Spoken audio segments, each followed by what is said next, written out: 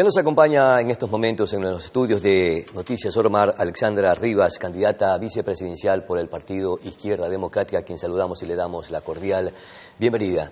Alexandra, usted ha mencionado que es especializada en temas de conflictos y manejo de crisis. ¿Qué planteará precisamente en un país como el nuestro que está viviendo múltiples crisis? Bienvenida. Muy buenos días a toda la audiencia de Oromar. Muchas gracias por recibirme, Pedro. Es realmente un gusto y un honor estar junto a ti. Sigo mucho tu trayectoria y respeto mucho tu pensamiento y tu opinión. Gracias.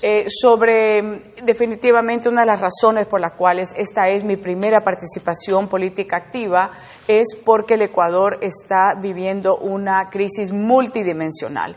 Y en mis 35 años de trayectoria profesional en manejo de crisis y en resolución de conflictos, pues obviamente estoy dando este paso al frente, que es una decisión en lo personal y en lo profesional difícil de tomar, sobre todo en tanta crisis política que vive el Ecuador, pero que yo invito a más ciudadanos a hacerlo porque el país es cuando más nos necesita. Tenemos que poner nuestra experiencia al servicio de nuestro país. Sobre el manejo de crisis en distintos escenarios, con Carlos Rabascal y yo hemos desarrollado un plan de gobierno bastante potente con varios ejes de acción en donde tenemos que ver las prioridades y aunque tenemos crisis en todos los escenarios del país, tenemos que priorizar las crisis, el manejo inmediato en seguridad, que va atado a la economía, que va atado al empleo y que va atado en los temas más álgidos que son salud y educación. Entonces, en ese orden, repasemos. Prioridad número uno, la seguridad es transversal absolutamente en todos los escenarios del país. Si no tenemos seguridad, no tenemos economía.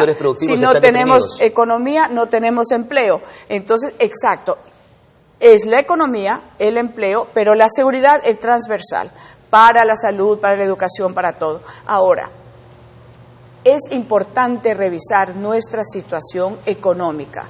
No solo ayer lo comentaba en una entrevista. Tenemos que revisar la situación del incremento de los impuestos en el Ecuador y a la vez ver cómo vamos a garantizar más ingresos. Porque lo que ha sucedido hoy en día es que el incremento de impuestos al 15% nos ha contraído el consumo. Y al contraer el consumo nos para la productividad y el empleo. Y lo que ha causado es mayor inflación. Ecuador es de los países más caros de la región. Entonces tenemos que revisar la situación tributaria, pero al mismo tiempo ver con otros organismos internacionales, como la inversión doméstica, los ingresos. En reducir los 3 puntos porcentuales que estamos se del IVA. Pensando, ¿Esa sería una de las primeras decisiones que tomaría su gobierno al llegar a la presidencia? Está en nuestro plan de gobierno y está escrito y presentado en el CNE la revisión paulatina de la reducción de impuestos para generar más consumo, para que realmente exista mayor liquidez y eso también nos permite tener mayor productividad y mayor empleo. Pero también tenemos que revisar nuestra situación con nuestra deuda, porque nuestra deuda está cercana a los 90.000 millones de dólares. La deuda pública, la deuda la interna y la externa. ¿Cómo sustentar entonces el presupuesto general del Estado si no es vía impuesto o vía tributo? Exacto. Y no tenemos, las exportaciones están debilitadas en el país. Así es. ¿Créditos multilaterales capaz? Multilaterales, pero también tú has dicho un punto muy importante. Nuestro presupuesto general del Estado tiene 35.000 millones, que es para pagar el gasto público, los sueldos, la deuda, entre otras cosas, pero el 20.000 millones de los 35.000 pertenecen al concepto de recaudación, Pedro. Claro. Eso quiere decir que los ecuatorianos vivimos para pagar impuestos. Para pagarle al presupuesto general del Estado. Hay que hacer una revisión urgente. O del tema tributario. Sí. Por ejemplo, porque esa es la fortaleza del presupuesto general del Estado, entonces lo que usted me está diciendo. Y yo he hablado, por ejemplo, con grupos como construcción, como turismo, el sector agrícola que necesita tanta repotenciación. Y uno de los temas principales y que coinciden en los problemas de los ecuatorianos es sentirse asfixiados de impuestos, de tasas y de contribuciones.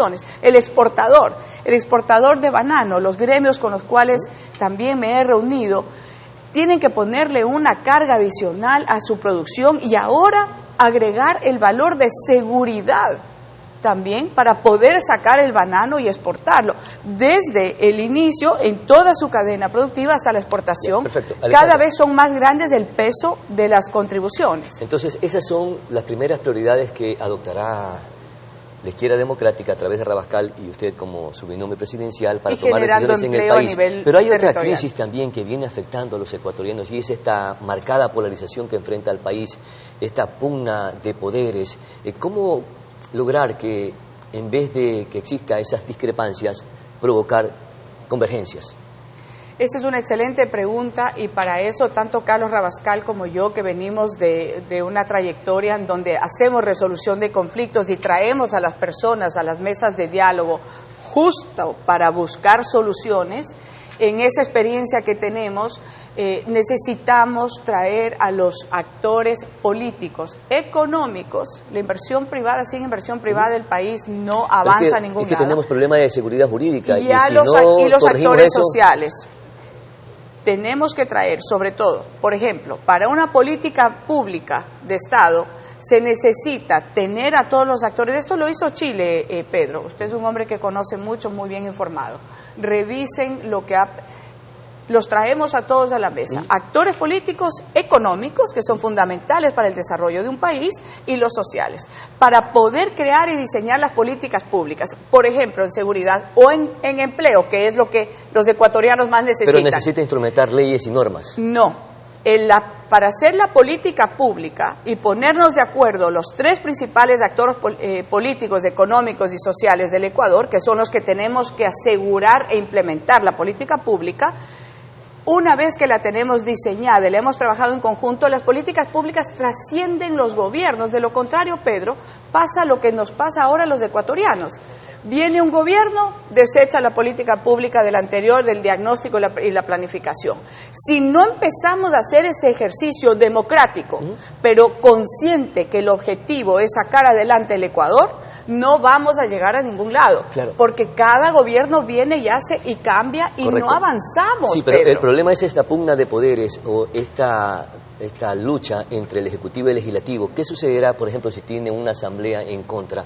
¿Estaremos viviendo nuevamente esa misma tónica de polarización que no les permite a los gobiernos una gobernabilidad estable? Entonces, ¿cómo van a ustedes a lidiar con este problema si es que enfrentan este escenario? Tanto Carlos Rabascal como yo, ante nada, somos unos demócratas y creemos en la institucionalidad, en las funciones del Estado y en el marco de la ley y en la Constitución. El diálogo con el legislativo es fundamental para avanzar. Sin embargo, también hay que poner siempre la prioridad de los ecuatorianos. Y desde el Ejecutivo usted sabe que muchas de las gestiones se pueden hacer con liderazgo y ahí es como podemos avanzar. Entonces, si llegamos... ¿Qué es lo que nos ha pasado ecuatorianos en los últimos años? Que no tenemos estos acuerdos o hay otros intereses desde el legislativo, tenemos que obviamente buscar las formas de avanzar a través de decretos, de acuerdos, de otro tipo de normas y leyes y reglamentos. ¿De acuerdos políticos, de pactos políticos? No, de acuerdos ministeriales. Pero también me refiero a ese es enlace que tenemos que tiene que sentarnos con todos los actores políticos, porque el Ecuador...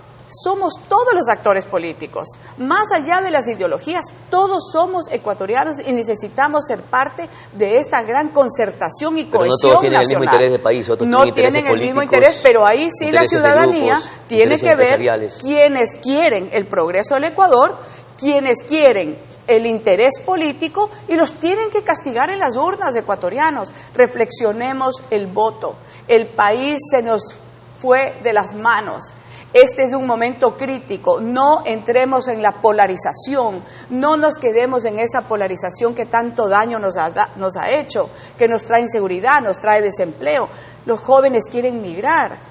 Reflexionemos bien el voto, ecuatorianos, estamos a tiempo. Muchas gracias, Alexandra, Pedro, por conversar con Noticias Ormar. Muchísimas gracias, muy gentil. Vamos nosotros a una cortísima pausa publicitaria.